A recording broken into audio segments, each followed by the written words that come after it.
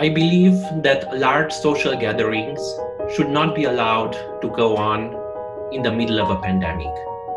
It is, of course, very difficult to assess when it will be safe to initiate again these events. The whole wedding industry is under extreme threat at the moment, and that's 139,000 businesses. It's been a journey. Not a very good one as well.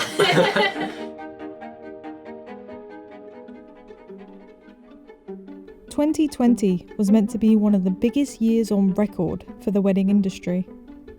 But no one could have predicted what would come next. The coronavirus is the biggest threat this country has faced for decades and will stop all social events, including weddings, baptisms, and other ceremonies. Lockdowns and limits on social gatherings have sent the wedding industry into turmoil. 76% of weddings between April and July have been postponed, and 13% have been cancelled. So I wanted to find out how the industry is planning to bounce back from the pandemic, and to speak to the couples and businesses who have been affected. My first visit was to a family-run wedding planning business in North London who specialise in organising Mediterranean weddings of around 200 to 300 guests. It's an interesting thing to talk about a socially distanced dance floor, because I don't think you'd manage to facilitate that Mediterranean wedding. They love a party, and they love everybody, to go there and enjoy themselves. They have a lot of family visiting from abroad as well. The weddings are still a massive part of the culture. And where there used to be, my father's original days and my grandfather's time, it was 1,000 people. Sometimes their parents have saved up for generations, especially in the Mediterranean world, for them to host this wedding. From the get-go, once we heard about coronavirus being present in the UK, the right decision with our brides and grooms was to postpone their weddings. We've faced similar scenarios before for various reasons. The difference in this case is that you've got, an entire calendar year for a venue as well as needing to move.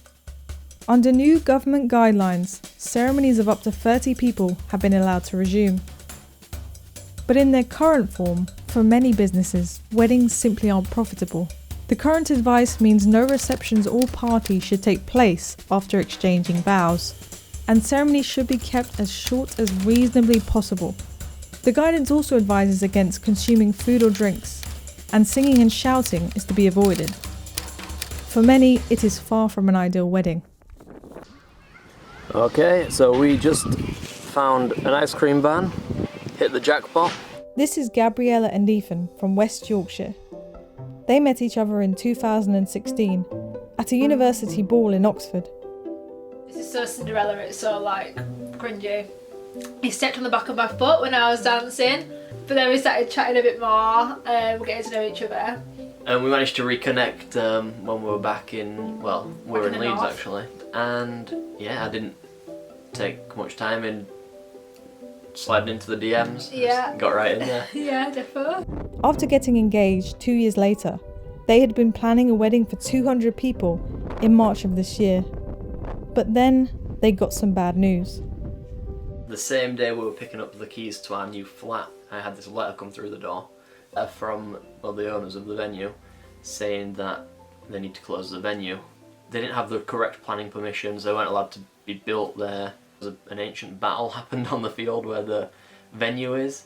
We did all the invitations, everyone was going to this venue that now didn't exist, and I just thought, how are we supposed to find another venue? I thought, this is horrible, your wedding day is meant to be exciting and this is all going wrong. After finding a new venue with just 2 months to go, they were then hit with some more unexpected news. There's a worldwide pandemic. No one could plan for that, literally no one, so... It's just ludicrous. Gabriella and Ethan postponed their wedding from March to September this year, but have now had to make the agonising decision to postpone again to next year. They felt that with social distancing likely to still be in place, it wouldn't have been the day they had paid for or envisioned. But for those couples without big guest lists and unable to wait, virtual platforms have offered innovative new ways of getting married during the pandemic. As well as virtual weddings, we've seen elopements, drive-through weddings, and intimate backyard affairs. But will this trend live on past the pandemic? To find out more, I set up a call with Hamish Shepherd, the founder of Bridebook, a wedding planning app for engaged couples. Do you think coronavirus will change the wedding industry permanently? It's hard to tell yet, but there definitely changes we can expect to see. Depends over the time. One of the things that was seen after the credit crunch was a big trend in more DIY weddings. If people are more cost sensitive over the next year or two, that's where the boho trend in weddings actually sort of very much originated in. One thing I think you'll definitely see is more intimacy or intimate weddings. What we're all missing out is exemplified in many ways by a wedding. People gathering, celebrating as families, celebrating love, and for it to be taken away is going to feel very difficult for everyone. Dishes, take out the trash, and do all the vacuuming and Swiffering, as long as you make dinner and clean bathrooms. For couples who have had their wedding day postponed, many are still marking their original date in what is often an emotional time to reflect on what would have been. Welcome to your commitment ceremony on this very special day. This is Larissa and Ian celebrating their would-have-been wedding day with a commitment ceremony.